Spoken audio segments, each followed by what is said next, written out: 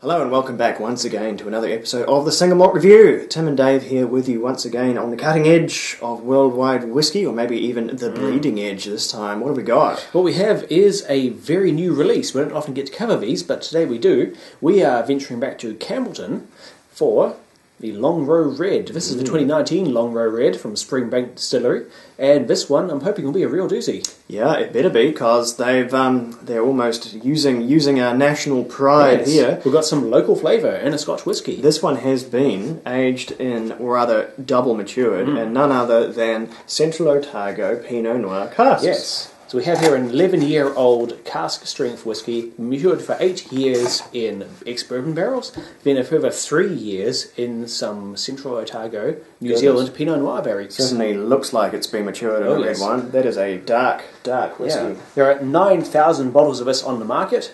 Make that 8,999, because this one is not on the market anymore. Shall not see the light of day again, we'll make sure of that.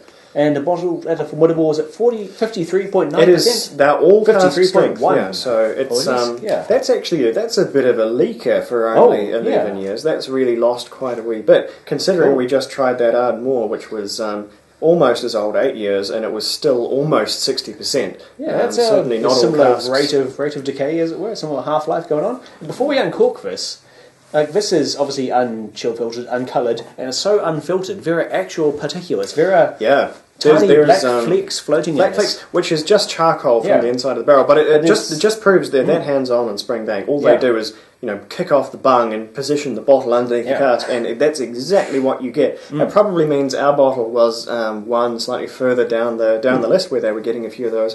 Bottles individually numbered. Is there a code there? Oh goodness, I'm not sure they are. Possibly not. It might be on the box, or it might not be. Doubtful. Boxes never mind. Anyway, no, it is a mystery. Nonetheless, it's so unfiltered. There are actual pieces of barrel floating in it. Yeah, not what you'll see on the camera. Nonetheless. Oh, it's ravaged me. It's quite sharp. Serrations around the end there. Never mind. So, Longrow being the peated expression of Springbank, is that correct? Yes, it Heavily is. peated. Well, I mean, one could argue that everything Springbank makes is pretty peated compared to other whiskies around the world, and I'd say that's broadly true. Even their Hazelburn is tasting distinctly peated these days. There's a Springbank have a funny old system. It's all Springbank whiskey, but Longrow and Hazelburn respectively are their two different sort of nuances that they make, and they feel they are different enough to give a different brand name to. And I think that's fair enough, because you're getting very, very different whiskey when you're dealing with that. Right up until how it's actually distilled. Quite uniquely, they distill what comes out in the mix is 3 different types of whiskey. Hazelburn is distilled in the Lowland or Irish style. They distill that 3 times with significantly less peating than what goes into here. And then on the other end of the spectrum, this is only double distilled, more traditionally, and it is heavily peated. I'm not sure what the ppms are. I forgot to look that up, so you'll just have to forgive me there. If anyone knows, chuck it up in the comments and help us all out. And then the Springbank, the regular Springbank, is a combo of the two, and so that is referred to as 1.5 times distilled. Of course, it's not 1.5 times distilled. You can't really half distill something; it wouldn't really work. Average. But it comes out in the maths that it's 1.5 times. So there you go. That's the really the tip of the iceberg into weird things that go on in the Springbank distillery. It is a very independent and very odd distillery, an absolute champion of odd distilling practices.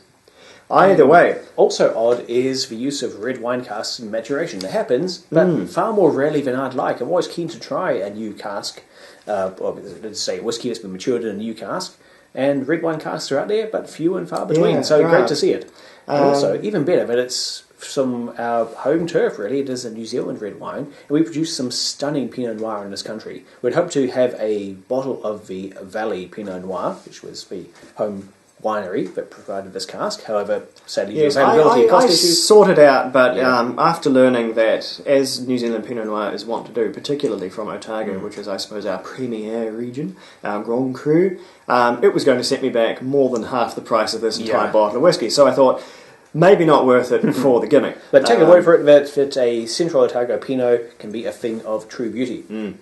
And speaking of true beauty, the colour on this is a very dark amber with tinges of red to it, like a extremely polished dark copper. It's super, super amber. There have been Longrow Reds in the past that have been actually red. They have been red going on rosy, going on pink, all sorts of crazy stuff. This is a bit more typical. This could be, without, in a vacuum of information, you'd say, oh, this is probably pretty heavily sherry matured whiskey. It hasn't gone as bonkers red as Longrow Red has in the past, but it's certainly for a 11-year-old whiskey that is. It may well brighten up with a hugely little dark. water when we get to that point. Yeah. But Consider also that this spent the majority of its life, 8 years, in American bourbon, so it wouldn't have gotten any of this dark, sort of tan and rich colour from that. it's all come from 3 years in those red wine barriques. Yeah. So what we're actually going to encounter here is going to might be a real bit of a trip. New Zealand Pinot Noir, Otago, Central Otago Pinot Noir,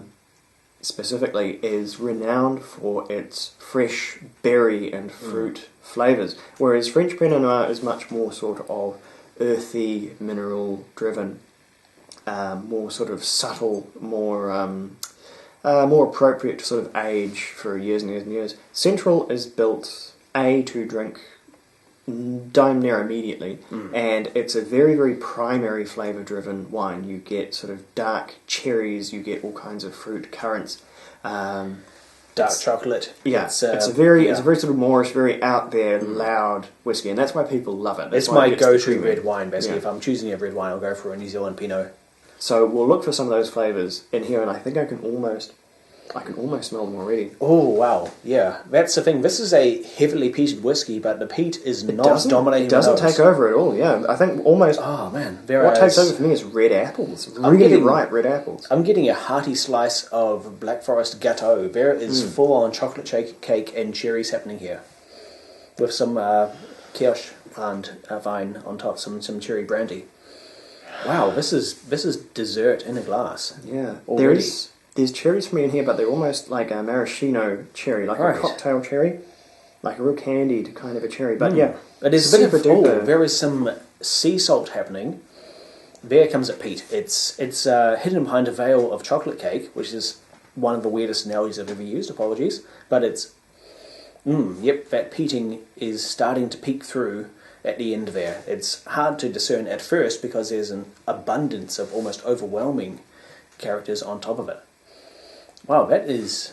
Yeah, what stuns me is just how non-dominant the peat is. For the heavily peated blend, this is starkly fruity and, as you say, chocolatey. Yeah. The fact that those are out-competing the peat, which is a funny phrase, but is wild. It really is. Let's say we dip in at full stream. I'm just going to say, before I taste this, we'll be doing this show for nearly 4.5 years? Oh, we've tried well over 200 different whiskies. This is one of the most unique aromas I've ever had of a Scotch whisky. It is something truly singular. It really is something unto itself. I've not tried the previous Longrow Reds, much to my eternal sadness, but here goes.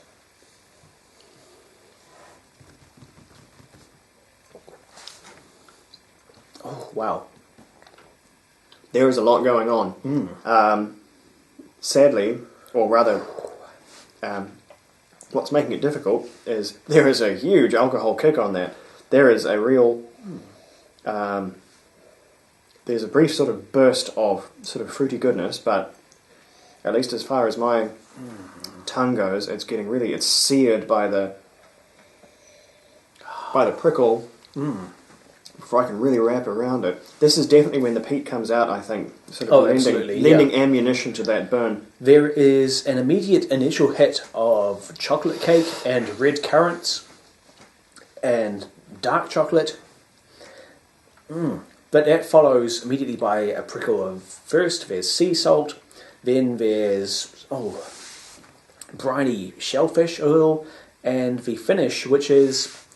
This is going to sound truly absurd, so please disregard it if you think I'm too out there, but the taste reminds me of the smell of a freshly opened bicycle puncture repair kit. That odd combination of those rubber patches and the rubber cement. That's just right at the end. That's just on the finish of the flavour. It's a flavour which evokes that's almost aroma. Getting into bicycle repair kit is almost getting into an Isla tasting note territory. I do believe I've possibly seen that on an Isla tasting note at some point, but that's what happens right at the end. You're getting just an expansion of sort of a vulcanized rubber There's a little property bit of on the finish. There's a slightly rubbery component, and I'm not sure where that comes from, because I don't know whether they would have sulfur treated the casks. It's entirely possible that they do, given that they had to make a trip. They would normally, I think, just be refilled straight away when they're in the... if you're shipping red wine casks across the world, that's... But it's possibly, they were sulfur treated, and that's where some of that rubbery agency comes from. It may even just be some byproduct of putting heavily peated spirit into a red wine cask. Well, that's not a combination that happens often in nature. Yeah. So... now, if I take smaller sips, I don't end up reeling from the burn quite so much. There's a real heavy creaminess to it. No matter what you're... Even the Hazelburn, which is triple distilled, has still got a heavier palate, heavier body, thicker body than really most other whiskies out there. It's just a very sort of a viscous, deep kind of a flavour. Yeah, there's a rich, syrupy, brandy-splashed Gâteau flavour. There's obviously a bit of peat at the end, but also a rich smokiness and rich red wine, plums and currants and dark chocolate. This is really like having a big slice of chocolate gâteau with a glass of a strong dark red wine as a dessert course. Both of those combined. There's a similar experience, really, to a sip of this whiskey. I think this is a volcano about to erupt, and all it needs is a bit of water. Yeah. I think that some really, really big things are going to happen. I'm not getting the same degree of alcohol burn as you off this, but that's good. It means it's doing different things to different people, which means it's a subjective, unique experience, which is great. So that looks like... Here comes the cloud immediately. There's some, visiometric swirling, followed by a... Oh, that's actually not gone very cloudy for me. I've had relatively scarce amounts of water, so probably a little more just to take it down to a more sensible drinking strength. Oh, there we go. Now that's interesting. Suddenly, I expected this to go into just a sort of fruit flying out the glass, pelting me in the nostrils, but it's actually gone a wee bit more Springbanky. Suddenly there's... The maritime component is really, really going... Really, really chuffing along there, and that slightly salty mineral quality that I get from not even Longrow typically, but Springbank, normal Springbank typically. I'm getting some of the, there's some sweet fruit down there, but also there's an aroma on there which is not sitting well with me. I would liken it to either Band-Aids or else the smell of, and please bear with me on this, if you ever suffered from, say, the occasional throat infection as a child, amoxicillin syrup, the liquid form of amoxicillin antibiotic, which had this unique, I say unique because, well, really, you would never try something like this for its own purposes, but it has unique flavour to it, and that is coming across on the nose here. It's difficult to describe. I can't pin it down. It's one of those evocative childhood memories of being sick. I have a similar one. I suffered terribly from strep throat, but my antibiotic medication of choice tasted like artificial coconut, which is why I have terrible trouble with that particular flavour being used. But there's something on here today, and I know that there's in beer brewing there's a particular kind of problem. One of the sort of the when something goes badly wrong and an infection happens in the beer, you get an aroma which is likened to Band-Aids. The self-adhesive sticking plaster. What's that one? You brew more than I. Goodness. It's not diacetyl. No. It's one of the more rare things. Not Brettanomyces. One of the rarer things you can have go wrong in the beer. It's not one of the typical ones, but for some reason I'm getting an aroma of that on this whiskey, which is odd. But anyway, taste is more important. But that's all gone from the flavour though. This is a thing of beauty with that addition of that water. Peat is there, but it's moderated by all the sweetness, all the rich berries, like red berries, red berry cream almost. Stewed berries, stewed plums. There is plum jam. The tasting notes suggest rhubarb crumble, which I'm not a great proponent of rhubarb. Yeah, myself, I'm not a big rhubarb fan either, but I'm getting it. I'm getting the impression. I'm getting it really on the outside though. I wouldn't say that's a primary note at all. Yeah, I regard rhubarb as slightly vegetative, little bit of a vegetable rather than sweet, desserty No, products. for me, it is yeah. creamy berries. There's raspberry, boysenberry, Yeah. boysenberry especially in here, and that's what's very evocative of the Pinot Noir. The dark chocolate, which was present in the cask strength, straight out of bottle strength, that is sadly gone, but it's been replaced by a fairly delicate milk chocolate flavour, so that's at least, it's still chocolatey, it has simply evolved. What really surprises me is just how much the peat still isn't dominating. It's just not... It's present, but it's kind of a voice in the crowd instead of trying to control the conversation. It almost doesn't taste like a Longrow. It's more like a Springbank. It could even be... I'd even call this closer to modern Hazelburns, which have been tasting particularly peaty, than a Longrow. Tasting Longrows in the past, they have been heavily peated, you know. I haven't had a Hazelburn in a few years, but I have no recollection of them being especially peaty, so for me, this is still completely distinct from that experience. This is a very much a standalone whiskey as far as my experience is concerned. This one is maybe peated third. It is first, it is very, very fruity. Second, it is sweet and creamy, and then it's peaty. And normally if something's peated, it's peated first. That is the first note you get in the nose and the palate. And it's really not in this one. It's a wonder of sort of subtlety that this one is the way it is. It's really quite odd. I don't know if they have maybe normalised their peating schedule, because I've always thought that modern day Hazelburns were getting a lot peatier than they used to for an allegedly unpeated whiskey.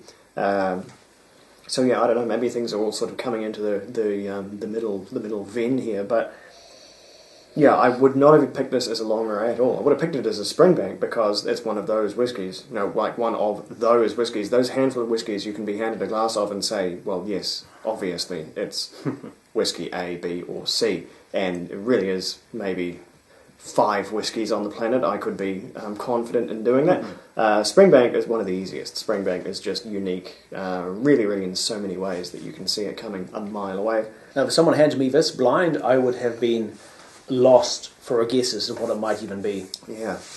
This has been an eye-opener. My first encounter with Longrow Red, but easily one of the more memorable whiskies I've ever tried. Though it may be confusing, it's really, really good. This is extremely good whiskey. This is, I mean, it's not young at 11 years old. Not really, not in terms of the modern day. And the grim hellscape of no age statements. 11 years is old enough, certainly. And it's really almost mature far beyond those years. I think the second maturation, and it is a second maturation at 3 years, it's not a finish at that point. 2 years plus, I'll give credit to being a second maturation at that point rather than just a prolonged 3 years finish. is not a finish, that's a full-on second period of maturation. And it's done, I think, really, really tremendous things to it.